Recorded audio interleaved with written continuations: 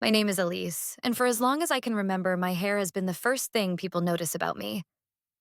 Long, curly, and blonde, it felt like part of my voice, something that spoke for me in rooms where I didn't know what to say. I'm 21, still living with my parents in our narrow house with the green front door and the stairs that always creak on the third step. Every Sunday night, I did a little ritual in our pink tiled bathroom: cleanser, conditioner, curl cream, a few scrunches with a t shirt, then air drying while I read on my bed. I slept on a satin pillowcase. I kept a wide tooth comb in a mug on the sink, and my mother teased that my shelf of products looked like a tiny apothecary. The night this started, I came home after class and found my parents sitting too still at the kitchen table. The kettle was hissing, but neither of them moved to pour. "What's wrong?" I asked, dropping my backpack on the bench. "Don't panic," my mother said, which, of course, made my stomach pinch. "There's lice going around. Your aunt called about the cousins, and your dad heard about a case at work. We thought we should be careful." I tried not to scratch just from hearing the word. "Do I have it?" "No," my father said, already clearing a space on the table like we were going to build a model airplane. "But we should check, and for a little while keep things separate. Brushes, pillowcases, that sort of thing." So we did. That first night, my mother parted my hair with the tail of a comb under the bright kitchen light. She looked like a detective. I felt like a suspect. "All clear," she said finally, and I went to bed a little embarrassed at how relieved I felt. For 2 weeks, I pretended the whole thing belonged to other people's heads. I went to my hairdresser for a trim. She lifted a coil and let it bounce back. "Healthy," she said. "Elastic." I walked home through early evening light feeling buoyant, the kind of light that makes everything look dusted in gold. 3 days later, I scratched the back of my head without thinking. Nothing alarming, just an itch. Then, in the shower, raking conditioner through with my fingers, I felt a gritty, stubborn texture near the roots that wasn't quite normal. I told myself I was imagining it. I told myself that even if I wasn't, it would be easy. A week later, while my mother combed near my ear, she made a small, unhappy sound. "I'm sorry," she said, and lifted a live one with a piece of tape. My whole body wilted. 2 Saturdays later, after more products and another clinic visit and the small despair of seeing a living thing still moving near a part, my mother took a breath. "Elise," she said, "there's one sure way. If we shave it, they'll have nowhere to live. We can be done with this." I cried in an open, messy way I hadn't since I was a kid. Part of me wanted to scream, "Don't touch it." Another part wanted to crawl out of my scalp. Under the grief, though, something practical stood waiting. An end. "If we do it," I managed, "can we do it here? Just us?" Her face softened. "Of course." We turned the kitchen into a little studio. My father slid the table aside and brought in the sturdy dining chair. He found the clippers in a drawer and oiled them like a ritual. My mother unfolded a towel on the counter and laid out scissors, a razor, a bowl of warm water. From the hall closet, she pulled a green PVC barber cape we'd bought years ago for trimming my father's neck. When she shook it open, it gleamed. A glossy, friendly shield. I went upstairs to be alone with the mirror for a minute.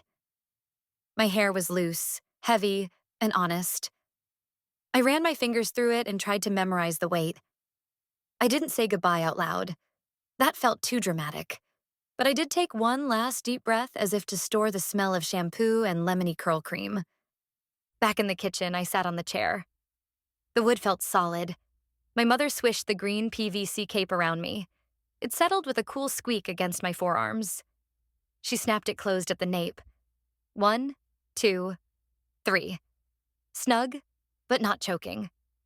My hand slid under the cape to the seam of my jeans and pinched, just to have a grip on something.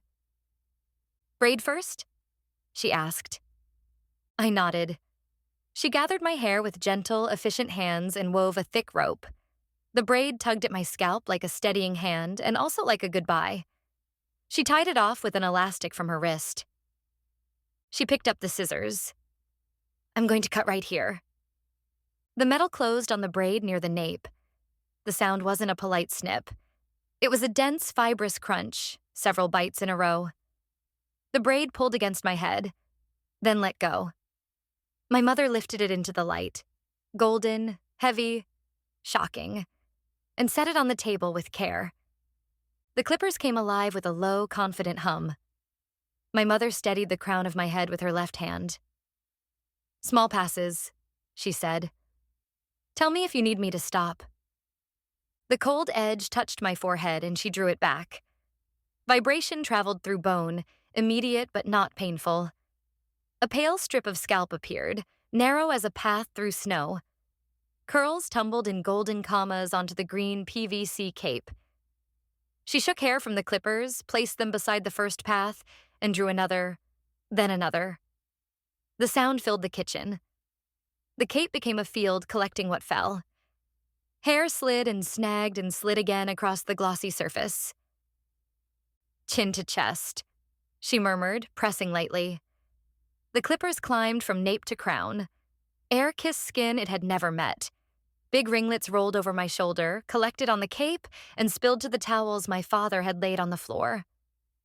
Once a curl caught in the teeth and the pitch rose. She clicked the clippers off, freed the strand with the comb's tail, and started again.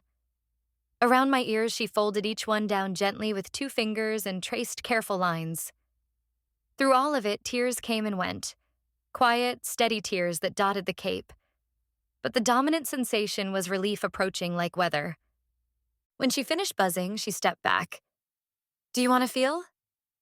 I slid a hand from beneath the cape and touched the top of my head. Warm, velvety.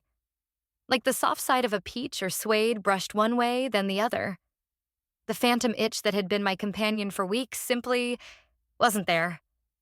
"I want it smooth," I said, hearing the certainty in my own voice.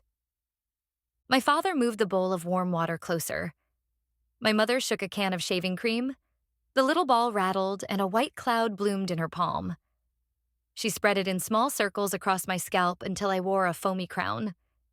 The absurdity made me laugh, which made her laugh, which loosened the last knot of dread in my chest. "Short strokes," she told herself, and set the razor at my hairline. The blade whispered, squeak, glide, rinse. She worked front to back in neat lanes, rinsing after every 2 strokes so the water clouded with tiny hairs.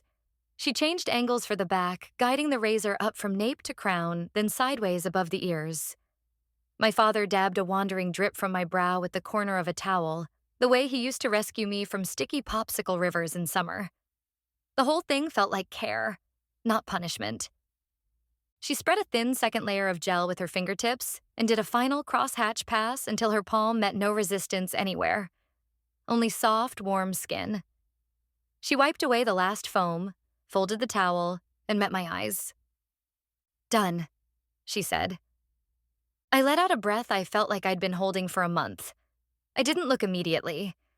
I cataloged the sensations: lightness at the back of my neck, the cool drift of air on brand new skin, a mind suddenly quiet.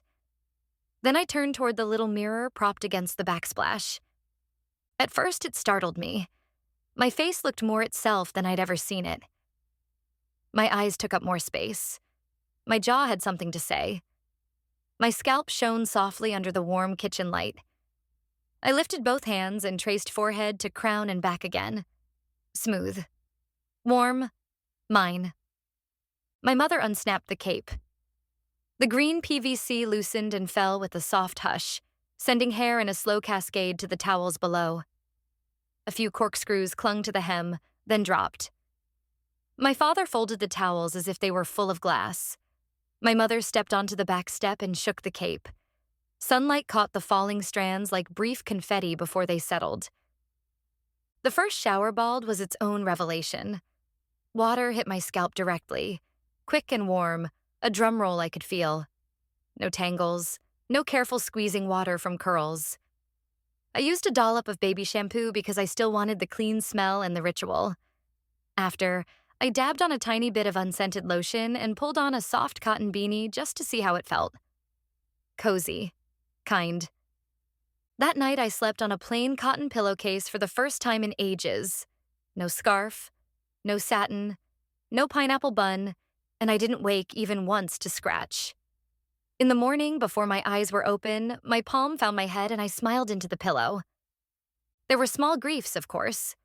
Catching sight of an old photo of me with my hair thrown over one shoulder. Reaching up absent-mindedly for a strand that wasn't there. The absent wait when I turned my head quickly. I let myself feel them without feeding them. Relief was larger. Quiet was larger. We kept the braid. My mother tied a ribbon around it and tucked it into a simple box. Sometimes I take it out and hold it. It's heavier than it looks. It smells like the cupboard where it lives now instead of lemons or tea tree oil. I don't feel sad when I look at it.